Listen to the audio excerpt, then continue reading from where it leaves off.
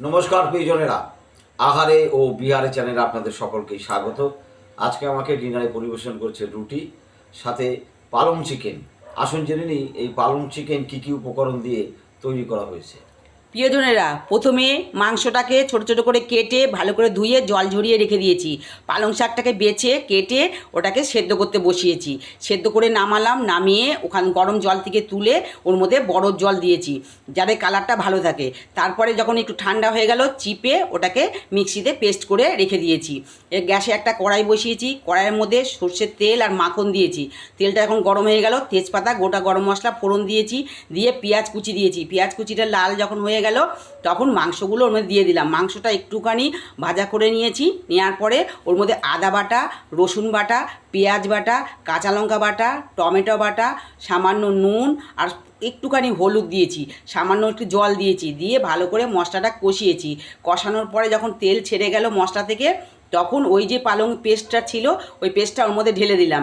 ঢেলে দিয়ে আবার ভালো করে কষালাম। কষিয়ে ওখান থেকে যখন তেল ছেড়ে গেল তখন খানিকটা জল দিলাম। জল দিয়ে নেড়ে চেড়ে একটু ঢেকে দিয়েছি। কিছুক্ষণ বাদে ঢাকনাটা খুললাম, খুলে দেখলাম মাংস সেদ্ধ হয়ে গেছে আর গ্রেভিটাও ঘন হয়ে গেছে। তখন উপর দিয়ে ফ্রেশ ক্রিম আর গুঁড়ো গরম মশলা ছড়িয়ে দিয়েছি, দিয়ে নাড়াচাড়া করে নামিয়েছি।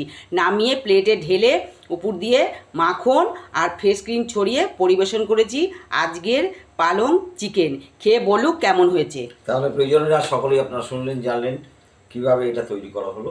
এখন আমি খেয়ে আপনাদেরকে জানাচ্ছি এর স্বাদটা কেমন হয়েছে। আমি রুটির সঙ্গে একটু চিকেন আর ওই পালংয়ের গ্রেভি নিয়ে খাচ্ছি।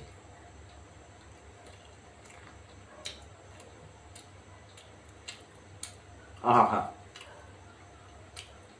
অপূর্ব,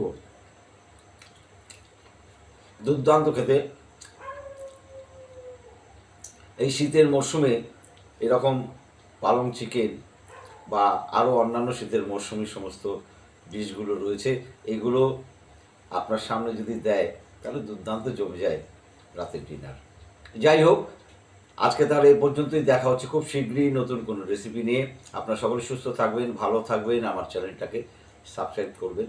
আর নতুন যারা প্রিয়জন দেখছেন অথচ সাবস্ক্রাইব করছে না, তারা অবশ্যই এটা করে নেবেন।